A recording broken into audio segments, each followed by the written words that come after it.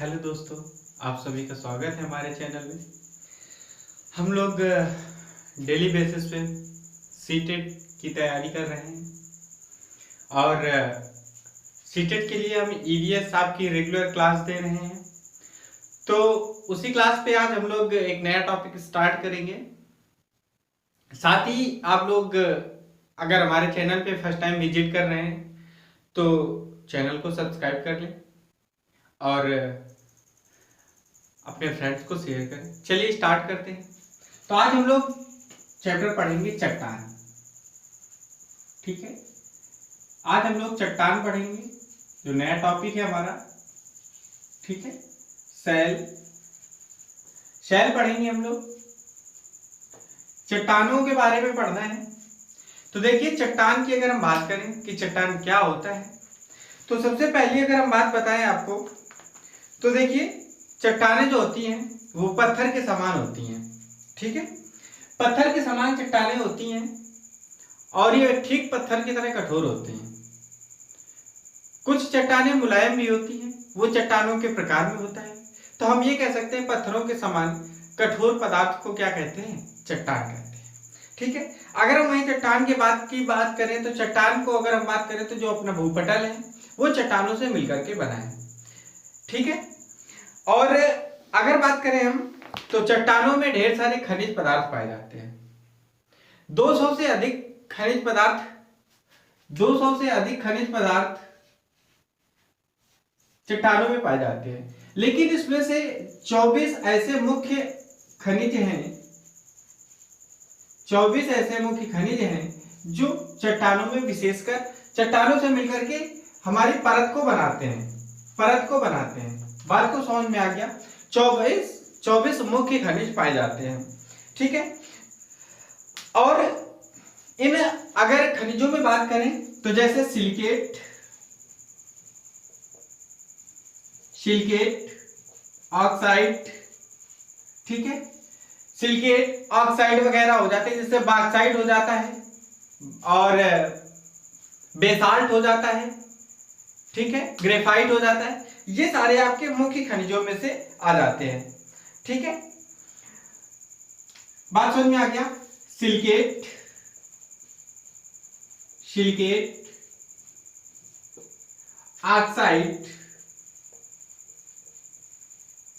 और कार्बोनेट, ये मुख्य रूप से आपके चट्टानों में पाए जाते हैं। उसमें से अगर हम पहले नंबर में बात करें तो सर्वाधिक मात्रा में सिलिकेट पाया जाता है। उसके बाद बात करें तो फिर ऑक्साइड पाया जाता है। ऑक्साइड दूसरे स्तर पर पाया जाता है, लेकिन अगर सर्वाधिक स्तर से चट्टानों की बात करें तो चट्टानों में सर्वाधिक स्तर पर सिलिकेट पाया जाता है।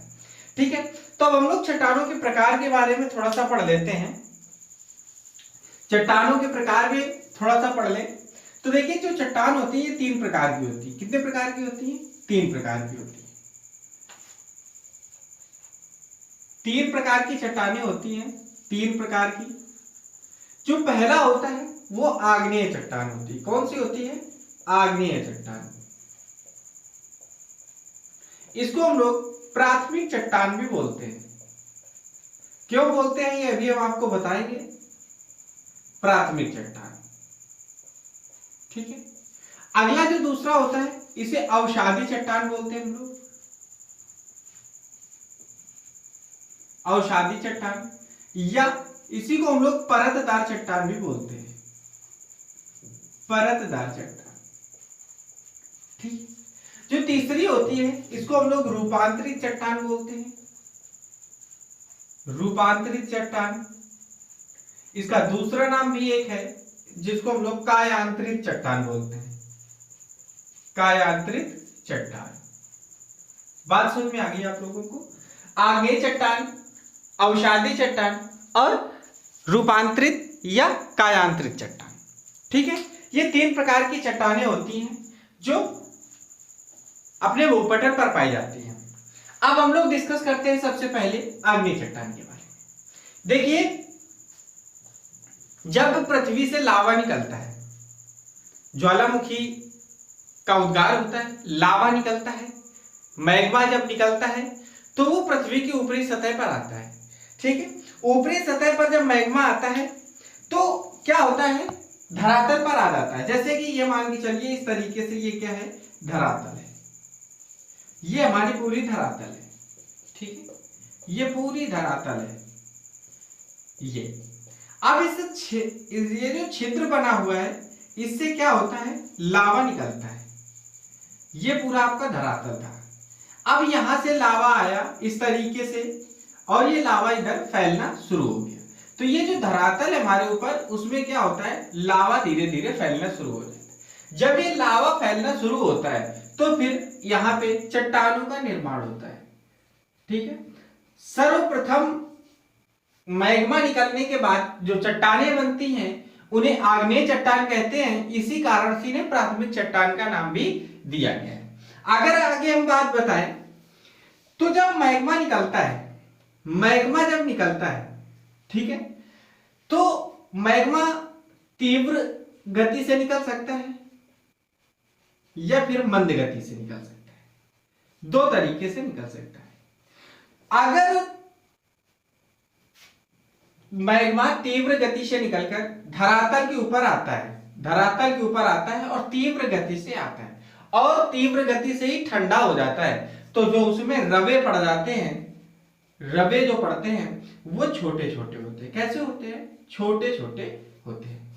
तो हम ये कह सकते हैं कि जब मैग्मा तीव्र गति से आकर के बहुत जल्दी से ठंडा हो जाता है, तो उस स्थिति में चट्टान में जो रवे पाए जाते हैं, टुकड़े होते हैं, वो बहुत ही छोटे पाए जाते हैं। लेकिन वही जब मैग्मा स्पीड से निकलता है धीरे धीरे, फिर ठंडा होता है, तो जब उसके मंद गति से ठंडा होने की गति होती है, तो वहां पर उसके जो रवे हो जाते हैं वो थोड़े बड़े हो जाते हैं। तो एक बात ये भी याद रखिएगा कि आग्नेय चट्टान जो होती है ये रवेदार होती है। कैसी होती है, रवेदार होती है। आग्नेय चट्टान जो होती है वो कैसी होती है, रवेदार होती है।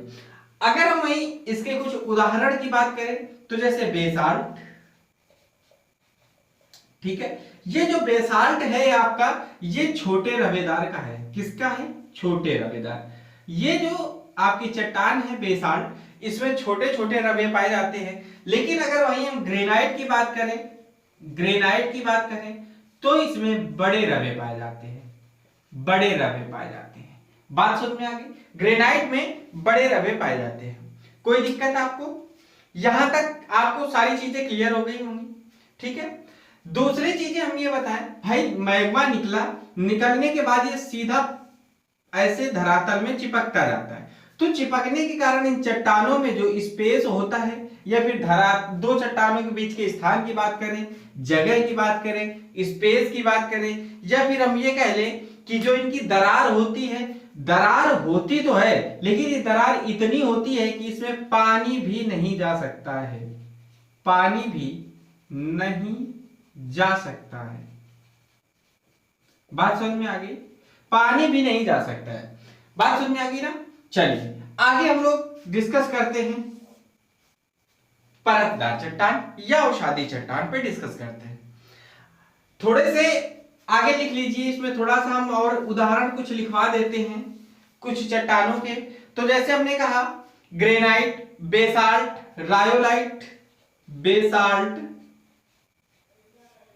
बेसाल्ट, ग्रेनाइट, ग्रेनाइट, रायोलाइट, ठीक है, रायोलाइट। ये कुछ ऐसे उदाहरण हैं। पेग्माटाइट, साइनाइट, पेग्मानाइट, पेग्मानाइट, साइनाइट, साइनाइट, और एंडेसाइट, डोलेराइट, डायोराइट, डायोराइट, डोलेराइट, डोलेराइट, ठीक है, एंडोसाइट। ये कुछ ऐसे चट्टानों के नाम हैं जो पेपर में पूछ सकता है। जैसे बोल दिया साइनाइट, साइनाइट आपका किस प्रकार की चट्टान है, तो आप बताएंगे कि ये आपकी किस प्रकार की चट्टान है, आग्नेय चट्टान है। पेरिडोटाइट, इनको आप याद रखिएगा, ये आपकी आग्नेय चट्टान है, आग्नेय चट्टान के उदाहरण है। चलिए अब आगे डिस्कस करते हैं औषधि चट्टान पर। तो देखिए जो औषधि चट्टानें होती हैं, तो आग्नेय चट्टानों से ही औषधि चट्टानों का निर्माण होता है। अगर हम बात करें तो जब आग्नेय चट्टानों में विखंडन की क्रिया होती है, विखंडन की क्रिया कह लें या फिर हम कह सकते हैं विखंडन की क्रिया कह लें, या फिर हम ये कहें कि जब आग्नेय चट्टानों में टूटना होता है, जब ये टूटते हैं, ठीक है, जब ये टूटते हैं, ठीक है, टूटते हैं जब ये,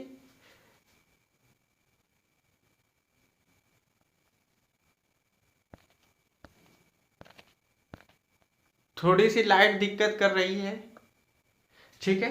हाँ, तो हमने कहा कि अवसादी चट्टानें जो होती हैं ये क्या हम कह सकते हैं कि वे चट्टानें होती हैं जब आग्नेय चट्टानों का विखंडन होता है या फिर टूटती हैं तब, और उन जब भाई आग्नेय चट्टानों का विखंडन होता है। अब भाई धरातल के ऊपर ये चट्टानें होती हैं, धरातल के ऊपर ये सारी आग्नेय चट्टान पाई जाती हैं, धरातल के ऊपर आग्नेय चट्टान पाई जाती है। ये जो है नीचे आपकी ये सब क्या हो गई, ये आपकी धरातल हो गई, धरातल में सारी आग्नेय चट्टान पाई।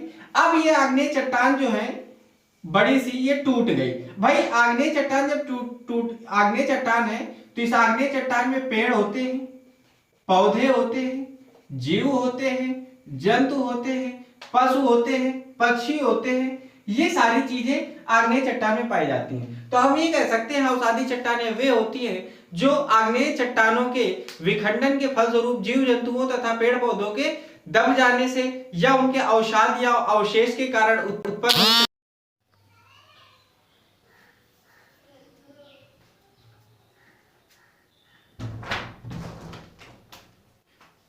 तो हम लोग पढ़ रहे थे जैसे पेड़ पौधे जीव जंतु होते हैं अवसादी चट्टानों में। तो जो अवसाद का मतलब होता है, अवसाद मतलब होता है जीव जंतु पेड़ पौधों के सड़ने गलने से बना हुआ जो अवशेष पदार्थ होता है, उसे हम लोग क्या बोलते हैं, अवसाद बोलते हैं। बात समझ में आ गई। तो वही हमारी अवसादी चट्टानें होती है जो आग्नेय चट्टानों के विखंडन से बनती हैं, ठीक है। अब इसके बारे में थोड़ा सा डिस्कस ये करते हैं।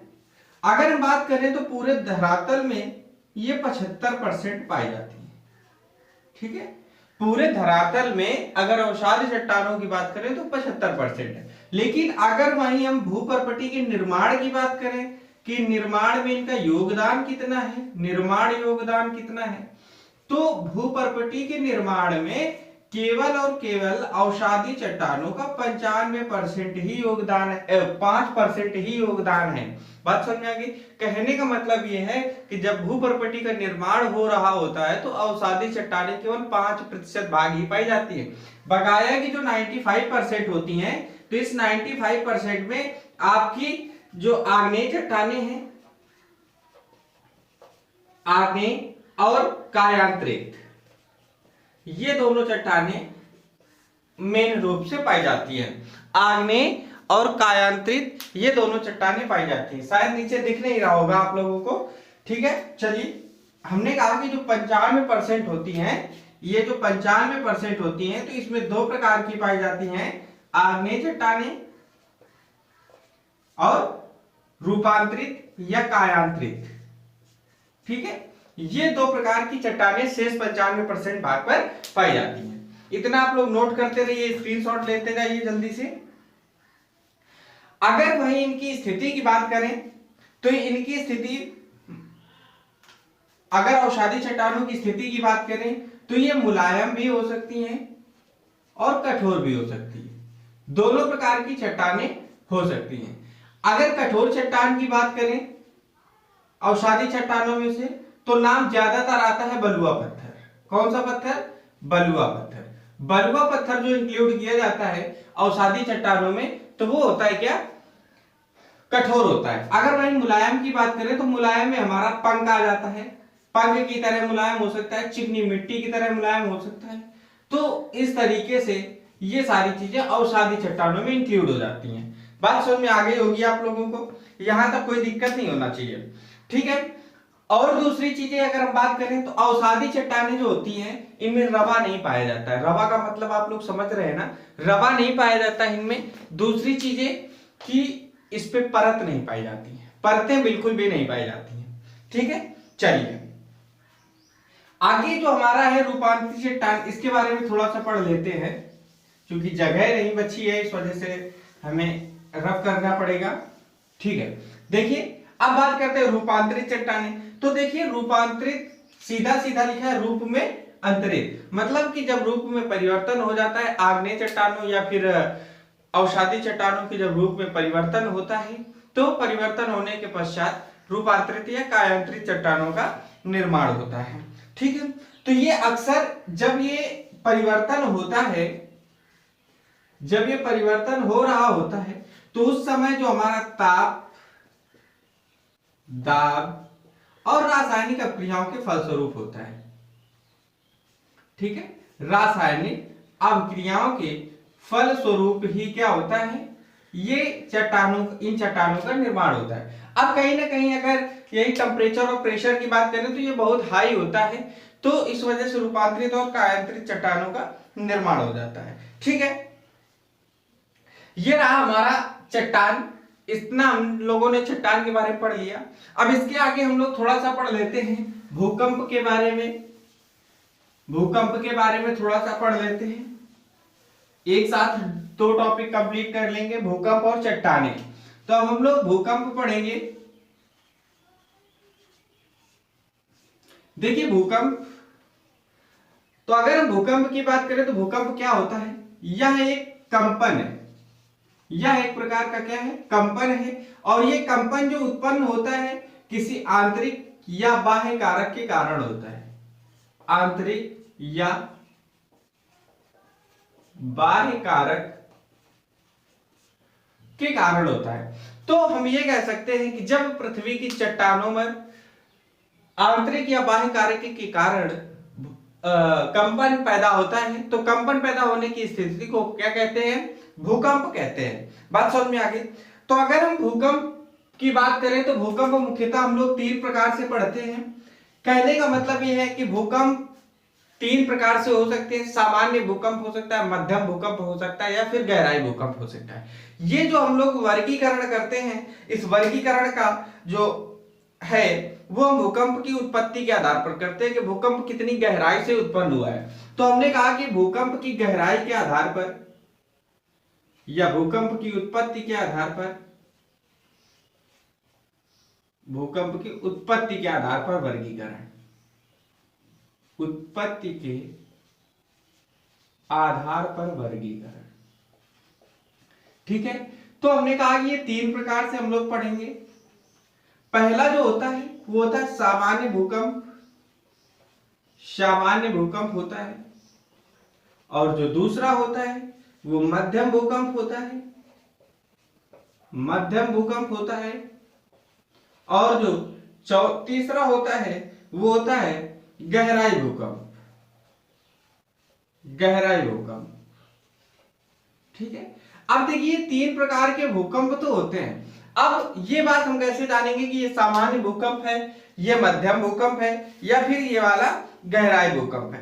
तो इसके लिए हमने कहा कि उत्पत्ति के आधार पर, तो जब उत्पत्ति होती है तो उत्पत्ति के फलस्वरूप एक केंद्र बनता है। ठीक है, उत्पत्ति केंद्र बन जाता है। तो उत्पत्ति केंद्र के आधार पर हम पता लगा सकते हैं कि यह किस प्रकार का भूकंप है। तो अगर उत्पत्ति केंद्र उसका 50 किलोमीटर के रेंज में है तो वो सामान्य भूकंप होता है। ठीक है, जीरो से क्या हो सकता है, जीरो से लेकर के 50 किलोमीटर तक। अगर उसका उत्पत्ति केंद्र 0 से 50 किलोमीटर तक है तो हम कहेंगे कि ये सामान्य भूकंप आया है। वही मध्यम भूकंप की बात करें तो इसका उत्पत्ति केंद्र 200 से 250 किलोमीटर के रेंज में होता है। अगर वहीं हम इसकी बात करें तो 250 किलोमीटर से अधिक होता है। इसका जो उत्पत्ति केंद्र होता है, वो जो भूकंप के उत्पत्ति केंद्र होता है वह जमीन के नीचे लगभग 250 किलोमीटर के नीचे होता है, अधिक होती है इसकी रेंज। वहीं अगर हम मध्यम भूकंप की बात करें तो 200 से 250 की रेंज में क्या बनता है, ये बनता है मध्यम भूकंप। और 50 की रेंज में क्या बन जाता है, क्या बन जाता है, सामान्य भूकंप। तो ये रहा। अगर हम बात करें तो भूकंप के लिए कुछ सारे शब्दों का हम लोग प्रयोग करते हैं, जैसे कि अधिकेंद्र, भूकंप केंद्र। ठीक है, अधिकेंद्र पेपर में पूछा जाता है, अधिकेंद्र का अर्थ है या फिर भूकंप केंद्र। भूकंप केंद्र। और हमने आपको उत्पत्ति केंद्र बता दिया। उत्पत्ति केंद्र का मतलब होता है कि भूकंप जिस जगह से उत्पन्न होता है उस जगह को उत्पत्ति केंद्र कहते हैं। अधिकेंद्र और भूकंप केंद्र। भूकंप केंद्र अब किसको कहते हैं? तो भूकंप केंद्र की अगर हम बात करें तो भूकंप केंद्र जो होता है वह भूकंप की उस स्थान को दर्शाता है जहां पर भूकंप की घटना होती है। कहने का मतलब यह है कि भूकंप की घटना होने वाले एरिया को, एक ऐसा एरिया भूकंप केंद्र क्या कहलाएगा? एक ऐसा स्थान जहां पर भूकंप की घटना हुई है। ये नहीं कि भूकंप पैदा कहां से हुआ है, भूकंप कहां से आया है। जहां से आता है उसको उत्पत्ति केंद्र कहते हैं, जहां पर होता है उसको भूकंप केंद्र कहते हैं। और अधिकेंद्र उसे कहते हैं जहां पर भूकंप की तरंगे सर्वप्रथम पहुंचती है। तो भूकंप की तरंगे सर्वप्रथम जिस स्थान पर पहुंचती हैं उसको हम लोग अधिकेंद्र कहते हैं। बात समझ में आ गया? अधिकेंद्र, भूकंप केंद्र, ये सारी चीजें आपको समझ में आ गई। चलिए, तो अगर हम तरंगों के बात करें तो ये तरंग के आधार पर होता है। जहां पर तरंगे सर्वप्रथम पहुंचती हैं उसको क्या कहते हैं? क्या कहते हैं? अधिकेंद्र कहते हैं। तो अगर हम बात कर ले तरंगों के आधार पर, तो तरंगों के आधार पर भूकंप 3 प्रकार से हम लोगों को देखने को मिलता है। ठीक है, तरंगों के आधार पर भूकंप हमें 3 प्रकार से देखने को मिलता है। तरंगों के आधार पर अगर हम तरंगों के आधार पर बात करें तो हम लोगों को 3 प्रकार से देखने को मिलेगा। ठीक है, डिस्कस करते हैं। अनुप्रस्थ तरंग, हम लोग इसको अनुप्रस्थ तरंग के नाम से जानते हैं। ठीक है, दूसरे वाले को हम धरातलीय तरंग के नाम से जानते हैं, धरातलीय तरंग के नाम से जानते हैं। और तीसरे वाले को हम लोग सुनामी के नाम से जानते हैं। ठीक है, इस 3 प्रकार से भूकंप हम लोगों को देखने को मिलता है। अब अनुप्रस्थ तरंगें क्या होती हैं? और दूसरी चीज, अभी हमने भूकंप में आपको बताया, इनको पी वेव्स भी बोलते हैं। ठीक है, पी वेव्स भी बोलते हैं। और इनकी जो सामान्य गति होती है, इनकी जो सामान्य गति होती है, सामान्य गति 8 किलोमीटर पर सेकेंड होती है। मतलब कि जब यह भूकंप पैदा होता है तो लगभग 1 सेकेंड में 8 किलोमीटर इसकी रेंज होती है जाने की। ठीक है, तो अगर वही हम अनुप्रस्थ तरंग की बात करें तो अनुप्रस्थ तरंगें होती हैं, तो ये क्या होती हैं? इनकी जो गति होती है लगभग पी वेव्स की आधी होती है। ठीक है, पी वेव्स की आधी होती है। आधी का मतलब हमने कहा कि इधर 8 किलोमीटर है तो लगभग इधर 4 किलोमीटर पर सेकेंड होती है। लेकिन अगर हम इसी में इनकी ऊर्जा की बात करें तो ऊर्जा में ये पी वेव्स की क्या होती हैं? 2 गुनी होती हैं, 2 गुनी होती हैं। बात समझ में आ गई? अगर ये ऊर्जा में 2 गुनी है तो हम ये कह सकते हैं कि ये पी वेव्स से अधिक विनाशकारी होती है, अधिक विनाशकारी होती है। इतनी बात आप लोगों को समझ में आ गई। अगर इनकी स्पीड की बात करें तो ये पी वेव्स से आधी लगभग 4 किलोमीटर पर सेकेंड होती हैं, लेकिन ऊर्जा में पी वेव्स की 2 गुनी होती हैं। और 2 गुनी होने के कारण ये पी वेव्स से अधिक विनाशकारी होती है। अगर ये आती हैं तो फिर अत्यधिक विनाशकारी और विनाश फैलाने वाली भूकंपीय तरंगें होती हैं। ठीक है, अब धरातलीय तरंगों की बात करें तो इस तरंगों का धरातल तरंग इस वजह से नाम पड़ा क्योंकि जब ये तरंगें आती हैं तो धरातल पर काफी समय तक बनी रहती हैं। ठीक है, और बात करें इनके संचरण की, ये कहां कहां पर चल सकती हैं, तो इनके संचरण के तीनों माध्यम हैं। ये ठोस माध्यम में चल सकती हैं, द्रव माध्यम में चल सकती हैं और गैसीय माध्यम में चल सकती है। लेकिन वही अगर अनुप्रस्थ तरंग की बात करें तो अनुप्रस्थ तरंग केवल और केवल ठोस माध्यम में ही चल सकती है। ठीक है, अनुप्रस्थ तरंगों का संचरण केवल ठोस माध्यम में होता है। धरातलीय तरंगों का माध्यम ठोस, द्रव और गैस तीनों प्रकार के माध्यमों में हो सकता है। ठीक है, अब हमने कहा कि धरातलीय तरंगे इन्हें इस वजह से कहते हैं क्योंकि ये तरंगे जो होती हैं भूकंपीय तरंगे, ये धरातल पर अत्यधिक समय तक रुकी रहती है। और इनकी अगर गति की बात करें, हम गति की बात करें तो ये 1.5 से 3 किलोमीटर पर सेकेंड होती है। हर सेकेंड में 1.5 से 3 किलोमीटर जा सकती हैं। लेकिन अगर हम इनकी ऊर्जा की बात करें तो ऊर्जा सबसे ज्यादा होती है, सर्वाधिक ऊर्जा होने के कारण ये अति प्रलयकारी होती है, अति प्रलयकारी होती है। कहने का मतलब अगर ये है कि अगर ये तरंगे आ जाती हैं, धरातलीय तरंगे आ जाती हैं भूकंप के रूप में, भूकंप अगर आता है और धरातलीय तरंगों में वो परिवर्तित हो जाता है तो फिर पृथ्वी का विनाश होने से कोई बचा नहीं सकता, क्योंकि ये सीधा सीधा पूरी पृथ्वी को पलटने की क्षमता रखती है, इतनी ज्यादा इनकी ऊर्जा होती है। ऊर्जा सर्वाधिक होती है, अति प्रलयकारी तरंगे ये होती है। बात समझ में आ गई? अति प्रलयकारी तरंगे होती है। अब बात करते हैं सुनामी। देखिए सुनामी जो होता है, आप लोग सुनामी से परिचित होंगे। ये जो सुनामी शब्द है, सुनामी जो शब्द है ये आपका जापानी शब्द है। कौन सा शब्द है? जापानी शब्द है। सुनामी जो आपका है ये एक जापानी शब्द है, जापान के वैज्ञानिकों द्वारा ये शब्द रखा गया सुनामी। और अगर हम बात करें तो इसके अगर सुनामी का मतलब समझे तो सुनामी का मतलब होता है तट की ओर आने वाली समुद्री लहरें, तट की ओर आने वाली समुद्री लहरें, तट की ओर आने वाली समुद्री लहरें। ठीक है, तट की ओर आने वाली समुद्री लहरें ये सुनामी कहलाती हैं। अगर हम बात करें तो ये एक प्रकार की भूकंप ही होता है, लेकिन ये भूकंप ज्यादातर आपको समुद्रों में देखने को मिलता है। अगर वहीं पर हम ये बात करें कि अपने देश में सर्वप्रथम सुनामी कब आई थी, तो अपने देश में सर्वप्रथम सुनामी 26 दिसंबर 2004 को, 26 दिसंबर 2004 को सर्वप्रथम सुनामी देखने को मिला था। और ये अब जब ये सुनामी आई थी तो देखिए ये हर एक जगह को प्रभावित नहीं करती है, ये उस एरिया को प्रभावित करती है जो समुद्र के किनारे पाए जाते हैं। तो इसमें से अपना भारत देश तो था ही थी, भारत देश के साथ में अन्य 11 देश भी सुनामी से क्या हुए थे? प्रभावित हुए थे। भारत देश के साथ में अन्य 11 देश इस सुनामी से प्रभावित हुए थे। भारत में अगर हम बात करें तो तमिलनाडु, भारत में तमिलनाडु के एक तट पड़ता है जिसको हम नागपट्टनम के नाम से जानते हैं।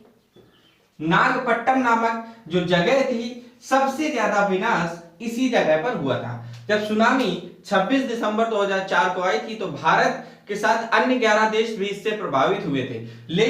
लेकिन अगर हम भारत की बात करें तो भारत में तमिलनाडु के एक जगह पड़ती है नागपट्टनम, नागपट्टनम में सबसे ज्यादा प्रलय आई हुई थी। तो ये भूकंप में सुनामी थी। ठीक है, 3 प्रकार की हमने आपको वेव्स बता दिया। ठीक है, अब इसका विनाश हो गया, मतलब प्रलय आ गई। तो फिर क्या हुआ कि भारत ने एक भूकंप मापने का या फिर भूकंप आ रही है या फिर हम ये कह लें जो चेतावनी प्रणाली होती है, चेतावनी प्रणाली, तो भारत ने फिर चेतावनी प्रणाली का विकसित किया, इसको डेवलपमेंट किया। डेवलपमेंट करने के बाद इसका जो हेडक्वार्टर बनाया गया वो हैदराबाद में बनाया गया। ठीक है, हैदराबाद में सर्वप्रथम चेतावनी प्रणाली का संगठन किया गया था। और कब किया गया था? तो 2007 में किया गया था। 2007 में प्रथम बार भारत में हैदराबाद स्थान पर या हैदराबाद शहर में चेतावनी प्रणाली का संगठन या प्रारंभ किया गया था। ठीक है, तो ये हमारा भूकंप रहा। भूकंप के बारे में हम लोगों ने पढ़ लिया। इस तरीके से हम आगे टॉपिक कवर करते रहेंगे। सीटेट में देखिए इंपॉर्टेंट है ये चीजें। ठीक है, अगर हम भूकंप मापने के यंत्र की बात करें तो भूकंप मापने का यंत्र सिस्मोग्राफ होता है, सिस्मोग्राफ होता है। हमने आपको ये पहले ही पढ़ा रखा है, ये यंत्रों की हमने एक पूरी डिटेल पढ़ा रखी है। तो यंत्रों के लिए आप हमारे उस वीडियो को देख लीजिए। चैनल में आप हमारे साथ जुड़े रहिए, हम आपके लिए कुछ ना कुछ बेहतर कंटेंट हमेशा देते रहेंगे। ठीक है, क्योंकि समय का अभाव रहता है, इस समय डेली मौसम भी खराब होता है, इस वजह से समस्याएं होती रहती हैं। खैर कोई बात नहीं, आप लोग पढ़ते रहिए क्योंकि टाइम मिला है पढ़ने के लिए। ठीक है, अभी हम एक वीडियो डाले हैं, उस वीडियो को आप लोग देखिए। उसमें से लॉकडाउन 4 का अनाउंसमेंट हुआ है, उसमें जो भी डिटेल्स आई हैं हम लोगों के लिए, वो सारी चीजें हमने उसमें आपको बताया हुआ है कि लॉकडाउन 4 में हम लोग क्या कर सकते हैं, क्या नहीं कर सकते हैं। आप लोग उसको देखिए, कहीं ना कहीं वो हमारे लिए हेल्पफुल होगा। ठीक है, आप हम उस वीडियो के माध्यम से हमसे कनेक्ट जरूर हो सकते हैं। Okay, bye bye, take care.